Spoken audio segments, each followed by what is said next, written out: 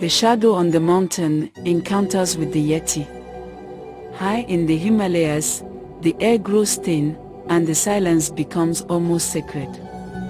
But in that silence, some say, you can hear footsteps echoing in the snow. Heavy, slow, human. In these mountains, where gods are said to dwell, and travelers vanish without a trace, there's a legend that refuses to die. They call it the Yeti. To locals, it's Mete, the mountain guardian. To Western explorers, it's the abominable snowman. But to those who've seen it, it's something far stranger. Tonight, we follow the real stories of explorers, monks, and villagers who came face to face with the mystery of the Yeti.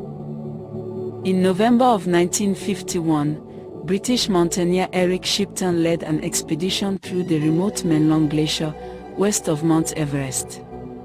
He wasn't hunting for monsters, he was mapping new routes to Everest summit. But what he found that they became one of the most famous mysteries in mountaineering history. As Shipton and his team climbed through deep snow at around 6,000 meters, they came across a line of massive footprints trailing across the glacier. Each print was nearly 83 centimeters long, too large for any known animal in the region. The stride was long, measured, and unmistakably bipedal. Shipton snapped several photographs, using a standard ice axe for scale. Those photos would later appear in newspapers around the world, clear as day, showing enormous, humanoid footprints stretching into the distance. At first, Shipton thought it might be a large bear. But the more he studied the tracks, the less sense that made. Bears don't walk upright for that long. And there was no drag mark between prints, no tail, no paw overlap. One Sherpa who accompanied the expedition refused to go further. He said quietly, "The tracks belong to Mete. It watches from the snow." Shipton collected no physical evidence, no fur, no bones, but his photographs remain among the clearest and most puzzling ever taken. Even decades later, experts and skeptics alike still debate them. The world was captivated. 3 years later, in 1954, the Daily Mail funded an expedition to Nepal specifically to search for the abominable snowman. Led by explorer John Angelo Jackson, the team traveled deep into the rolling valley, interviewing locals, examining alleged footprints, and documenting tales passed down through generations. One Sherpa named Pemba told them of a terrifying night on the slopes above Thame village. He and another herdsman had been camping near a glacial stream when they heard something moving just beyond their firelight. Not an animal scrambling on all fours, but walking. 2 heavy steps, pause. 2 more. They shouted, threw stones, but the sound didn't stop. Then came the smell, an awful, musky odor like wet fur and rot. By morning, they found massive prints circling their camp. Their yaks refused to move for hours, trembling and snorting at something unseen. Jackson's team found similar footprints days later, human-shaped, yet too large, too deep. The expedition returned with photographs, plaster casts, and a deep unease. They hadn't seen the creature, but something had been following them. In the same decade, reports came from the monastery of Komjong, not far from the Everest base region.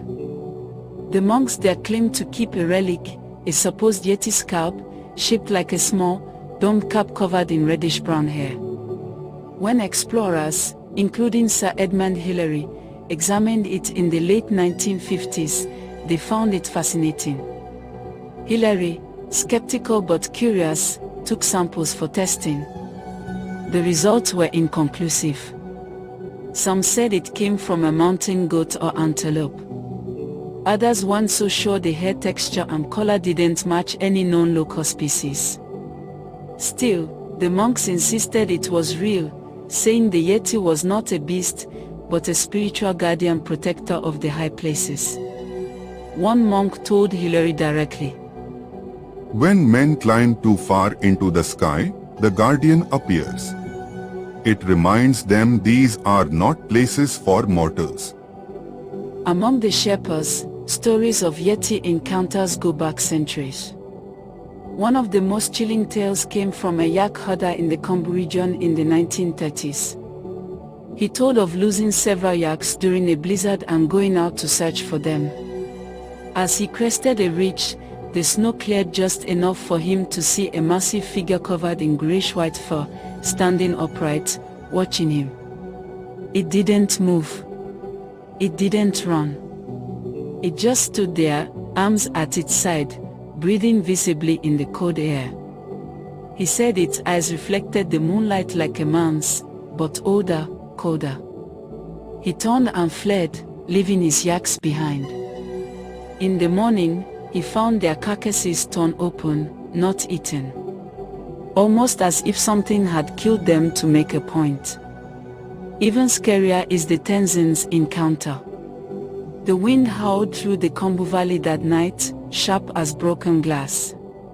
Snow fell in heavy sheets, swallowing the world in silence. Only the soft bells of Tenzin's yaks broke the stillness, clinking faintly in the white void. He'd led them to the edge of the ridge before the storm hit too far, he realized now. The path back was buried. He built a small fire beneath a rocky ledge and wrapped himself in a blanket, listening to the wind claw at the mountains.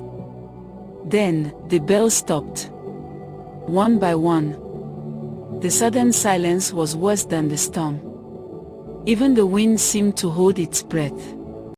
Tenzin stood, gripping his staff, peering through the snow. Something moved down the slope, something huge. He thought at first it was another herdsman, maybe a traveler. But as the shape came closer, he saw it was too big. Much too big. It walked upright, its shoulders broad, its arms long enough to drag through the snow. Pale hair hung in frozen clumps from its body. Tenzin whispered a prayer. The creature stopped beside one of the yaks, towering over it. For a moment, it was utterly still, listening, sniffing the air. Then, with terrifying speed, it lunged. The yak screamed, a deep, awful sound that cut through the storm, and then it was silent. The creature lifted the entire animal as if it weighed nothing. Blood splashed onto the snow, steaming in the cold air. Tenzin stumbled backward, pressing his hand over his mouth. The creature turned its head toward him. Through the swirling snow, he saw its face, part human, part beast. Eyes like coal. Lips drawn back in something that wasn't quite a snarl or a smile. It knew he was there. The Yeti let out a low, rumbling growl that vibrated through Tenzin's chest. Then it slung the dead yak over its shoulder and walked slowly into the storm, disappearing into the white. The next morning, when the villagers found Tenzin's camp, they saw the trail, massive footprints leading away into the mountains, and streaks of blood frozen in the snow. The yaks refused to graze near that ridge ever again. Even in modern times, the legend refuses to die. In 2013, a team of trekkers in the Langtang Valley claimed to see a tall, bipedal creature moving rapidly across the snowfield below them. They captured a blurry photo that spread online within hours. Skeptics called it a bear. Locals didn't. DNA tests on alleged Yeti fur collected in the 2010s revealed that many samples belonged to Himalayan brown bears. But not all. A few results were unknown primates, not matching any species in scientific databases.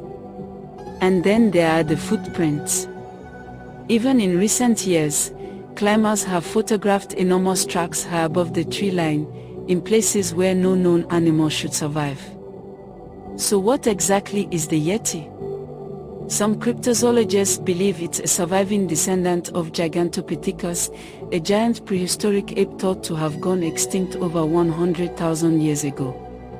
Others say it could be an undiscovered species of mountain-dwelling hominid, a cousin of early humans adapted to the cold, surviving in isolated Himalayan valleys. But to those who live there, it's not a creature at all. It's a presence. The Yeti is said to appear when someone violates the sacred balance of the mountains, cutting too many trees, hunting where they shouldn't, climbing where they don't belong. Perhaps that's why it's never been captured, never proven. Maybe it's not something you find. Maybe it's something that finds you. The Himalayas stretch for thousands of kilometers, vast, silent, untouched. Even today, there are valleys no human has ever entered, forests no map records. In those shadows, who's to say what walks when the storms rise? The Yeti remains one of our planet's greatest enigmas, a bridge between legend and science, faith and fear. Maybe it's real. Maybe it's myth. But in a world where we've mapped the seas and charted the stars, maybe it's comforting to think that somewhere, in the frozen peaks above the clouds, there's still something that refuses to be found. Thank you for joining me tonight on Mysteries from the Orb. If you enjoyed this story, be sure to like, share, and subscribe for more tales from the edge of the unknown. And remember, some mysteries are best left where they belong, buried in the snow, beneath the shadow of the mountain.